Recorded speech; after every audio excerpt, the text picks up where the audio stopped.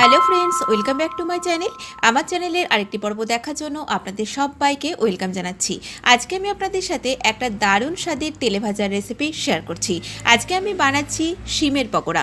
এটা আপনারা ডাল ভাতের জন্য বানিয়ে নিতে পারেন, আবার এটা সন্ধ্যাবেলা চা বা কফির সাথে স্ন্যাক্স হিসাবেও তৈরি করে নিতে পারেন। আশা করি আজকের রেসিপিটা ভালো লাগবে। চলুন তাহলে আজকের এই রেসিপিটা আমরা শুরু করি। আমাদের আজকের এই রেসিপিটা করার জন্য এখানে আমি নিয়ে নিয়েছি 200 গ্রাম একটু কচি মাঝারি সাইজের শিম। তো এখন আমি এই শিমগুলোকে প্রথমে কেটে নেব। এখন আমি এই শিমগুলোকে বটিতে কেটে নিচ্ছি, আপনারা চাইলে নাইফের সাহায্যেও কেটে নিতে পারেন।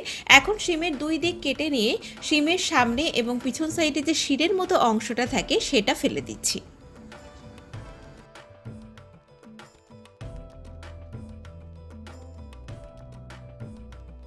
এখন এই শিমগুলোকে আমি লম্বা লম্বা করে চিড়ে নিচ্ছি। একদম শেষ প্রান্তের কিছুটা অংশ কিন্তু বাদ রেখে এই শিমগুলোকে আমি সরু সরু করে চিড়ে নিচ্ছি। সব শিমগুলো আমাদের কাটা হয়ে গেছে, আর শিমগুলো আগে থেকে আমাদের ভালো করে ধুয়ে রাখা ছিল। তো এখন আমি চলে যাচ্ছি নেক্সট স্টেপে। এখন প্রথমেই আমি একটা মিক্সিং বোলের মধ্যে এই পকোড়া ব্যাটারটাকে বানিয়ে নিচ্ছি। প্রথমে নিয়ে নিলাম এর মধ্যে 4 টেবিল চামচ বেসন, দিয়ে দিচ্ছি এর মধ্যে 2 টেবিল চামচ চালের গুঁড়ো। চালের গুঁড়ো পরিবর্তে আপনারা কর্নফ্লাওয়ারও ব্যবহার করতে পারেন। দিয়ে দিচ্ছি এর মধ্যে হাফ চা চামচ হলুদ গুঁড়ো, হাফ চা চামচ দিয়ে দিলাম রেড চিলি পাউডার, 1/4 চা চামচ মতো দিয়ে দিলাম কালো জিরে, আর দিয়ে দিচ্ছি 1 চিমটি মতো হিং। তবে হিংটা অপশনাল, আপনারা কিন্তু নাও দিতে পারেন। এখন এর মধ্যে স্বাদ মতো লবণ দিয়ে দিলাম, তবে লবণের পরিমাণটা একটু বুঝে দেবেন, কারণ শিমের মধ্যে কিন্তু আমি আগে থেকে একটু লবণ মাখিয়ে নেব।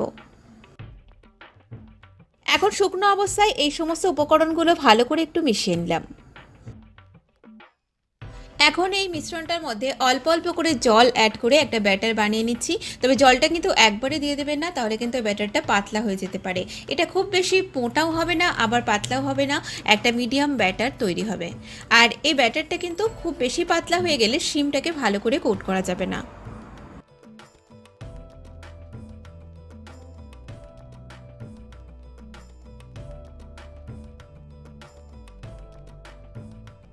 ব্যাটারটা আমাদের মোটামুটি রেডি হয়ে গেছে। এবারে এর মধ্যে আমি দিয়ে দিচ্ছি 1 চা চামচ গরম রিফাইন অয়েল। এই তেলটা দিলে কিন্তু পকোড়াটা ভীষণই ভালো মুচমুচে হয়। আমাদের এই ব্যাটারটা পুরোপুরি রেডি।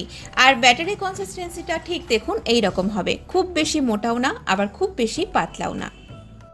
এখন আমি এই ব্যাটারটাকে 10 মিনিট মতো ঢাকা দিয়ে রেখে দিচ্ছি।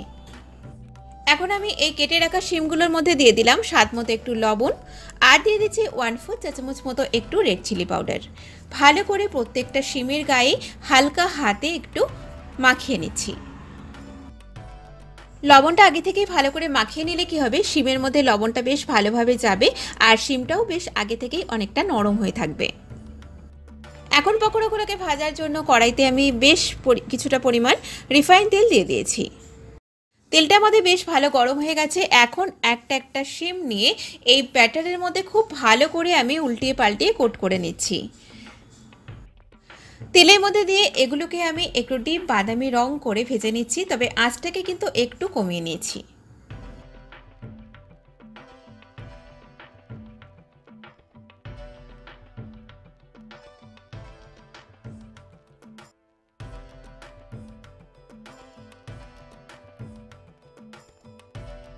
আমাদের এই শিমের পকোড়া কিন্তু রেডি হয়ে গেছে।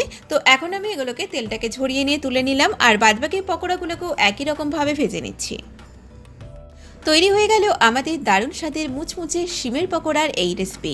তো আমার আজকের এই ভিডিওটা যদি আপনাদের ভালো লেগে থাকে তাহলে প্লিজ আমার ভিডিওটাতে লাইক করবেন, শেয়ার করবেন, আর আমাকে কমেন্ট করে জানাবেন রেসিপিটা আপনাদের কেমন লেগেছে। আর অবশ্যই নিত্য নতুন রেসিপি পাওয়ার জন্য আমার চ্যানেলটিকে সাবস্ক্রাইব করবেন। সবাই ভালো থাকবেন, সুস্থ থাকবেন। আমি আবারও হাজির হব নতুন কোনো রেসিপি নিয়ে। নমস্কার।